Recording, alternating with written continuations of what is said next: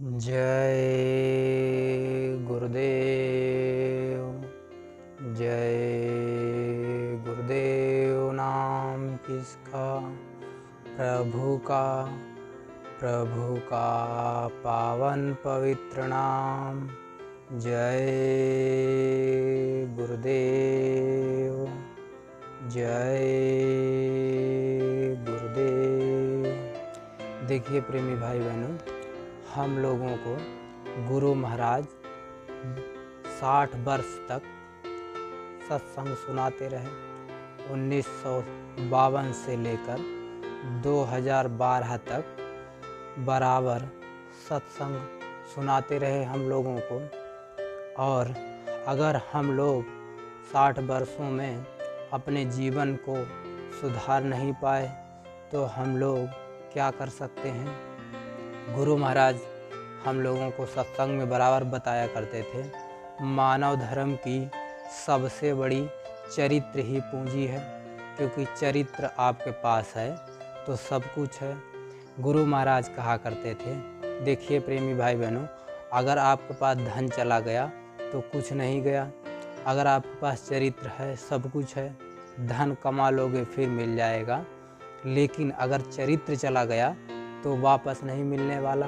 इस बात को गुरु महाराज बताया करते थे, अपने चरित्र को बराबर बचाए रखो। देखिए प्रेमी भाई बहनों, गुरु महाराज कहते थे, अगर तुम्हारा चरित्र है तो तुम सब कुछ कर सकते हो।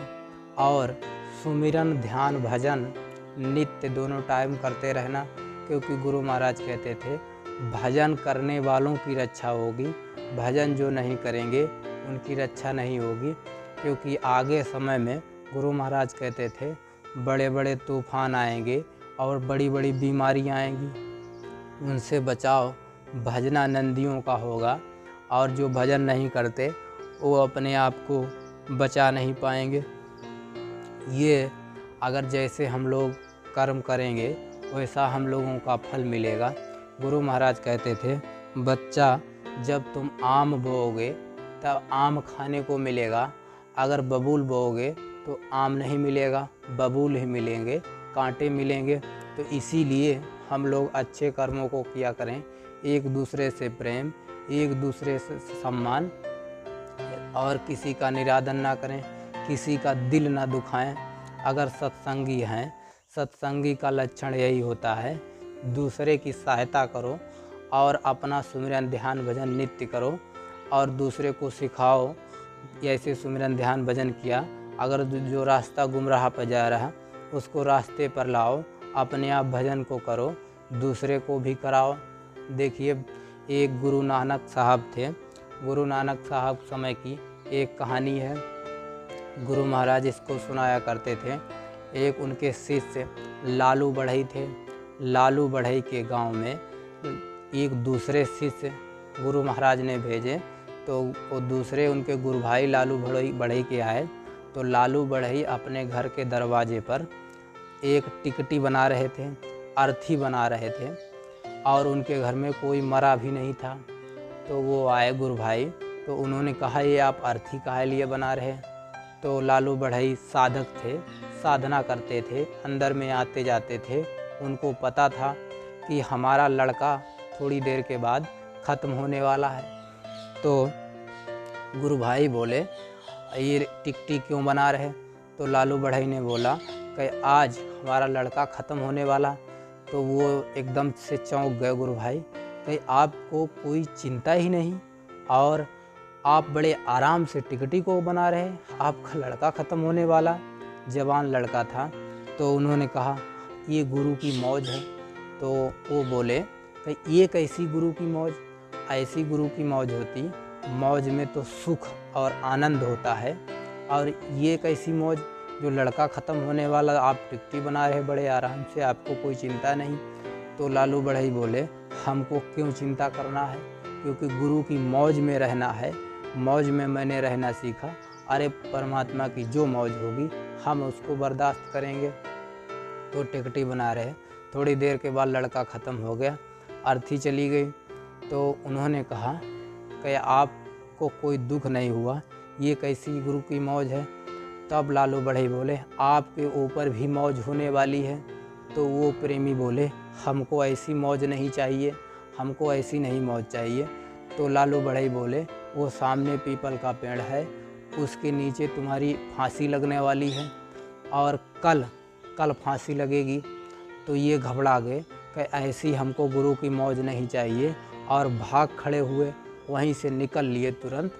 अब भागते भागते भागते भागते शाम हो गया, बहुत दूर चले गए और जहाँ लेटे रात हो गई, सो गए। तो वहाँ जब सुबह उठे तो इनको दिशा भ्रम हो गया, तो वहाँ से फिर वापस उसी रास्ते पर भागने लगे। ये सोच रहे हम आगे जा रहे, वो पेड़ से बहुत दूर चले जाएंगे, हमारी फांसी नहीं लगेगी। तो जितना भागे थे उतना ही फिर वापस आ गए। तो उसी पेड़ के नीचे लेट के सो गए। तब तक चोर आए। चोरों ने एक हार चोरी करके लाए थे सेठ के घर से, इनके गले में डाल दिया और इनको हार पहना दिया और ये सो रहे। जब सुबह उठे तो सेठ के सिपाही आए, उन्होंने इनको पकड़ लिया कि ये चोर है। अब इनके राजा के दरबार में पेश किया गया और फांसी बोल दी गई। उसी पेड़ में फांसी बोल दी गई। अब जब फांसी बोल देगी, जब फांसी होने वाली, तो इनकी बोली गई, तुम्हारी अंतिम इच्छा बताओ क्या है। तो ये बोले, हमारी एक ही अंतिम इच्छा है। इन्होंने देखा ये तो वही पेड़ है जिसमें लालू बढ़ई बोले थे। सामने लालू बढ़ई का गांव था। ये बोले, हमको एक बार लालू बढ़ई के दर्शन करा दो, सिर्फ एक बार। तो उन्होंने कहा ठीक है। लालू बढ़ई बुलाए गए, उनके दर्शन हुए। ये रोने लगे, लालू बढ़ई मुस्कुरा रहे, वो साधक थे। तब इन्होंने कहा, गुरु की मौज कर दीजिए, प्रार्थना गुरु से कर दीजिए। और हम जान गए आप ही महात्मा हैं और आप सब कुछ जानते हैं। अब मैं निरादन नहीं करूँगा, आप गुरु से प्रार्थना कर दीजिए, हमारी ये मौत टल जाए। तब लालू बढ़ई बोले, जब आपकी मौत आ गई तब मौज क्या करेगी, फिर भी मैं गुरु से प्रार्थना करता हूँ। प्रार्थना की तो मौज बदल गई। गुरु की मौज देखिए कैसे बदलती है, कैसे आपके रेख पर मेख मार दिए जाते हैं। अगर गुरु की शरण में आते हैं तो सूली का कांटा बना देते हैं महात्मा। देखिए गुरु की कैसे मौज बदल गई। जब उन्होंने लालू बढ़ई ने गुरु नानक साहब से प्रार्थना किया तो गुरु मौज बदली। वो जिन्हों चोर ने इनके गले में हार डाला था, तो वही चोर आ गए और बता दिए हम चोर हैं और हमने इनके गले में हार डाल दिया था और गलती हमारी है, हमको सज़ा दीजिए। देखिए कैसी मौज मालिक की।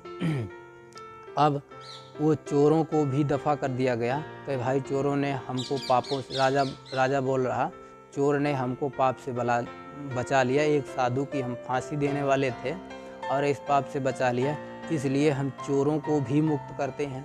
तो चोरों को भी सज़ा नहीं दी गई और इनको भी सज़ा नहीं दी गई। अब ये इन्होंने कहा देखिए मौज बदल गई। अब ये कहे गुरु के पास चलेंगे।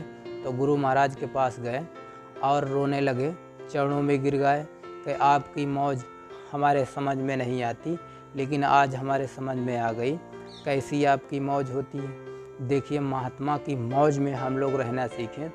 हम लोगों को, सत्संगियों को यह ध्यान रखना चाहिए, हम सिर्फ गुरु महाराज की मौज में रहें।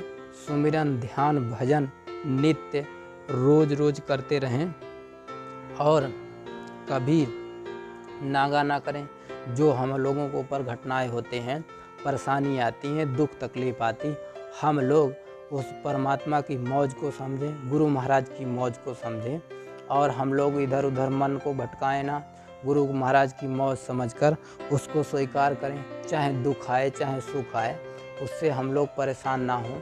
हम लोग दुख आ जाता तो भागने लगते हैं, कहते हैं गुरु महाराज बेकार हैं, और सुख आ जाता तो बहुत गुरु महाराज की मौज।